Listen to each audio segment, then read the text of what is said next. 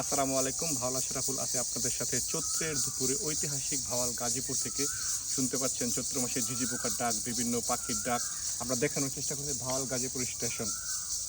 1885 সালে এই স্টেশনটি স্থাপিত হয়। এই লাইনটা যখন স্থাপিত হয় গাজীপুর থেকে, অর্থাৎ ঢাকা থেকে ময়মনসিংহ, এই অঞ্চলটা যখন পাটের জন্য বিখ্যাত ছিল, আর এই পাট রপ্তানি হতো কলকাতায়, এবং কলকাতা থেকে প্রক্রিয়াজাত করে এটা চলে যেত আসলে গ্রেট ব্রিটেনে।